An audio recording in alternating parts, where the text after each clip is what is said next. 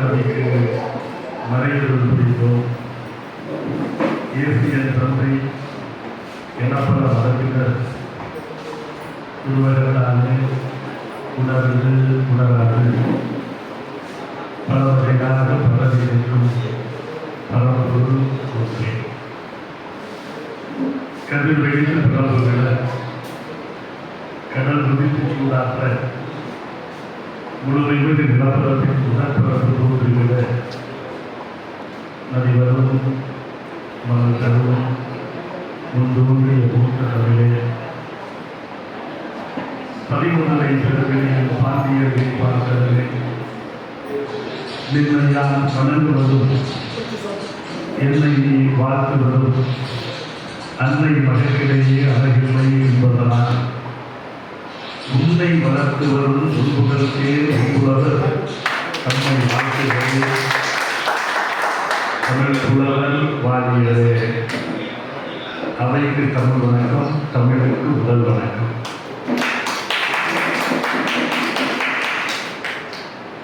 நீண்ட நிறைய நாட்களுக்கு பின்னால் கடினமான பணிச்சுமைக்கு இடையே இந்த தமிழ் மன்றத்தில் நான் நிற்கிறேன். நேற்று கொச்சின் மாநகருக்கு வந்ததற்கு முன்னால் ஐயா காமராஜர் அவர்கள் வழிகாட்டுதலின்படி முந்தாசு கட்டுக்காரன், முழுக்கு மீசைக்காரன், வட்ட பொட்டுக்காரன், வயிறு நெஞ்சுடையோ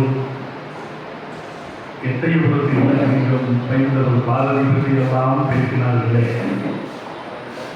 அந்த தமிழோடு பயணிக்கிற வாய்ப்பை நான் பெற்றேன்.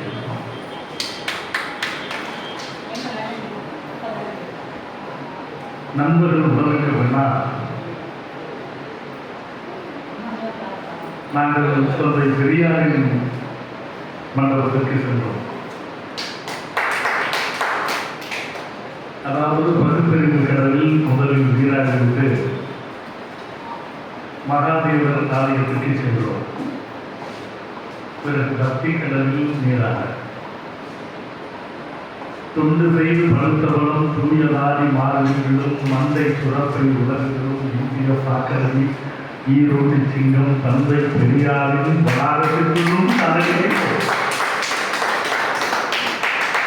மகாதேவதேவ சங்கரன் என்கிற மகாதேவர் ஆலயத்திற்குள்ளும் காலடி வைத்தோம். இங்கே பெரியாரின் சிந்தனைகளை செதுக்கி ஏற்றுக்கொண்டு மகாதேவர் ஆலயத்திற்கு போல் வயிற்றுக்கு உணவை நிரப்பி கொண்டோம். ஒரே நேரத்தில் எங்களுக்கு பகுத்தறிவு சிந்தனையும் கிடைத்தது. சற்று நேரத்திற்கு பின்பு பக்தி சிந்தனையும் கிடைத்தது. முதலில் போனது பகுத்தறிவு வளாகம், இரண்டாவது போனது பக்தி வளாகம். ஆக பக்திக்கு தொடக்கம் பகுத்தறிவா, பகுத்தறிவின் முடிவு பக்தியா என்று குமரனையாரை வைத்து நீங்கள் இன்னொரு பட்டிமன்றம் கூட நடத்துகிறோம். பேச்சாளர்கள் இங்கே இருக்கிறார்கள். நாவாய் மூலமாக நேற்று கடலாடிக்கு வந்தோம். இன்றைக்கும் உங்கள் நாவாய் மூலமாக தமிழ்நாடி கொண்டு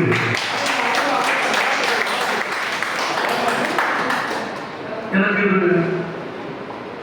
என் மனைவியால் கிடைத்த வாய்ப்பு, ஐயா இன்னொரு வாகீச கலாநிதி இந்த மண்ணில் வாழ்கிறார் என்று நான் பெருமைப்படுகிற அளவுக்கு திருப்பத்தூர் வாகிசையா அவர்களுடைய பேரை வாக்கியத்தில் நான் பிரார்த்தித்துக் கொண்டிருக்கிறேன். ஜென்செட்டில் மறைமுறை இல்லை போல, தேவனைய பாவலர் இல்லை போல, வாகீச கலாநிதி இல்லை போல, அவ்வை துணைசாமி இல்லை போல, இப்படி தமிழ் பேரறிஞர்களெல்லாம் இருக்கிற இந்த தமிழூர் நல்லுலகத்தில் அவர்களெல்லாம் இல்லை என்று கருதி என்னுடைய வாட்டத்தை, ஏகத்தை இந்த கலந்துரையாடல் பேரவை போக்கியிருக்கிறது. 2750 நிகழ்வுதான் எனக்கு முதல் நிகழ்வே. அகிலதான் மனைவி பின்பற்றுகிறவன் என்று இந்த நேரத்தில் ஒரு செயலை சொல்லியிருப்பார். நாம் எண்ணி பார்க்கிற போது ஒரு மொழி மூத்ததாக இருக்கிறேனா, தம் இன்பத்தை பற்றி நாம் சிந்திக்கிறோம். அந்த மொழியை உச்சரித்த உதடுகள் மூத்ததாக இருக்க வேண்டும். அப்படியானால் மொழியை உச்சரித்த உதடுகளிலே தமிழ் உதடுகள்லாம் மூத்ததா? இல்லை, தமிழ் உதடு மூத்தது. எப்படி பிரிட்டனிலே வில்லியம் என்கிற இனத்தை போல, பிரான்சிலே புரோமேக்டன் என்கிற இனத்தை போல, ஜெர்மனியிலே நியாண்டர்தா என்கிற இனத்தை போல, ஆப்பிரிக்காவிலே நீக்ரோ என்கிற இனத்தை போல, சீனாவிலே பீஜிங் என்கிற இனத்தை போல நம் இனம், தமிழ் இனம் உலகின் மூத்த இனங்களிலே ஒன்று என்பதை பார்க்கிறோம். மூத்த மொழிகள் உண்டு. கிரேக்கம் உண்டு, எபிரேயம் உண்டு, லத்தீன் உண்டு, சமஸ்கிருதம் உண்டு, சீனம் உண்டு, வடமொழி உண்டு, அதுவும் தமிழ் உண்டு. ஆனால் தமிழுக்கு ஒன்று மிகச்சிறந்த சிறப்பு ஒன்று உண்டு. சீனம் ஒரு குறியீட்டு மொழியாக இருக்கிறது. எகிப்து பிரபஞ்சங்களிலே தமிழாக இருக்கிறது. லத்தீன் சட்டத்துடைய முழுமொழியாக இருக்கிறது. கிரேக்கத்திலே கிரீஸ் எழுத்துவடிவத்தில் இருக்கிறது, பேச்சு வழக்கிலே இல்லை. வடமொழி ஆலயங்களிலே அச்சனை மொழியாக இருக்கிறது தவிர பேச்சு மொழியாகவும் எழுத்து மொழியாகவும் இல்லை. நம் தமிழ் மொழிதான். கீழடி அகலாயம் அகலாயம் உறுதிப்படுத்துகிற தமிழ்மொழி, புதுக்கோட்டை பொற்பனை கோட்டை உறுதிப்படுத்துகிற தமிழ்மொழி, தூத்துக்குடி சிவகரை உறுதிப்படுத்துகிற தமிழ்மொழி, திருநெல்வேலி ஆதிச்சநல்லூர் உறுதிப்படுத்துகிற தமிழ்மொழி உலகின் மூத்த மொழிகளிலே ஒன்று என்பதற்கு அது எழுத்து வடிவிலும் இருக்கிறது, பேச்சு வடிவிலும் இருக்கிறது, இலக்கணம் மாறாமல் செம்மையாக இருக்கிறது. அது இலக்கிய வளத்தை கூட்டிக் கொண்டே இருக்கிறது. அப்படி உலகில் இருக்கிற ஒரே மொழி, பிறமொழி கலப்பு குறைவாக உள்ள மொழி, உலக நாடுகளிலே அதிகமாக பேசுகிற மொழி, கணினியிலே மென்பொருள் இயக்கத்திலே அதிக மென்பொருள்களை பயன்படுத்துகிற மொழி, உலகில் செம்மொழிகளிலேயே செம்மொழி நம் தமிழ் மொழி. ஒவ்வொரு மொழிக்கும் ஒவ்வொரு சிறப்பு உண்டு. வணிகத்தின் மொழி தெரியும், வணிகத்தின் மொழி ஆங்கிலம் என்கிறார்கள், தூதின் மொழி பிரெஞ்சு என்கிறார்கள், தத்துவத்தின் மொழி ஜெர்மானியம் என்கிறார்கள், காதலின் மொழி இத்தாலி என்கிறார்கள், இசையின் மொழி கிரேக்கம் என்கிறார்கள், அறிவியலின் மொழி ரஷ்யம் என்கிறார்கள், குறியீட்டின் மொழி சீனம் என்கிறார்கள். தனிநாயக மொழிகள் இந்த வகைப்பாட்டை எல்லாம் சொல்லிவிட்டு பக்தியின் மொழி தமிழ் என்று அதில் ஒரு மாற்று கருத்து உண்டு, மறுப்பு கருத்து உண்டு, மற்றொரு கருத்து உண்டு. கவிநாயகம் குறிப்பிடுகிற அத்தனை மொழிகளுக்கும் இடையே இருக்கிற சிறப்பு தமிழ் மொழிக்கு உண்டு. வணிகம் உண்டு, தூது உண்டு, தத்துவம் உண்டு, இசை உண்டு, காதல் உண்டு, அறிவியல் உண்டு. இப்படி அத்தனை சிறப்பம்சங்களையும் கொண்ட ஒரே மொழி நாம் தாய்மொழியாம் தமிழ் மொழி. இந்த தாய்மொழியாம் தமிழ் மொழியினுடைய இன்பத்தை நாம் பெறுவதற்கு வாய்ப்பளித்திருக்கிற கலந்துரையாளர் உங்களுடைய நெஞ்சான நன்றியை தெரிவித்துக் கொண்டு செய்வதே நன்றி.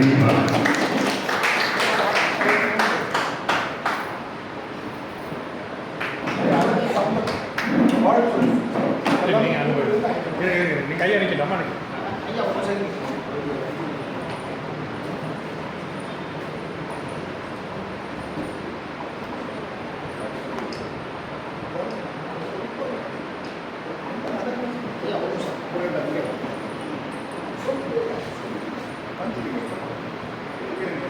அனைவருக்கும் இனிமையான மாலை வணக்கம்.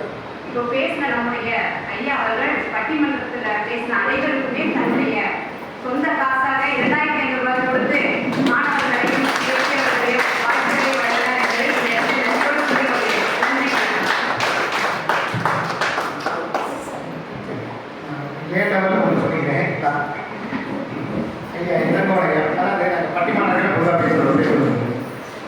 திருமணமான முதல் மாதம் அவன் பேசினான், அவன் சிரித்தான். இரண்டாவது மாதம் அவன் பேசினான், அவன் சிரித்தான். மூன்றாவது மாதத்திலிருந்து 20 பேர் பேசினார்கள், ஊரே சிரித்தது. நம்ம பொதுவாக ஜோக்கா சொல்றது உண்டு. ஆனால் இந்த இடத்துல அற்புதமான நிகழ்ச்சி. மனைவி முதலில் பேசுவதை கணவர் அமர்ந்து ரசித்தார், கணவர் அடுத்து பேசுவதை மனைவி அமர்ந்து ரசிக்கிறார் என்று சொன்னால் ஒரு மிகச்சிறந்த எடுக்கிறார். ஐயா, உங்களுக்கு இளங்கோன் ஐயா நாங்கள் சொல்ல வருவது, கலந்துரையாடுவோம் பேரவை என்பது ஒரு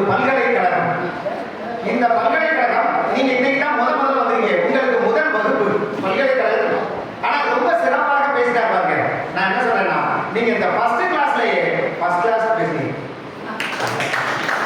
உங்களுக்கு என்னுடைய வாழ்த்துக்களை தெரிவித்துக் கொள்கிறேன்.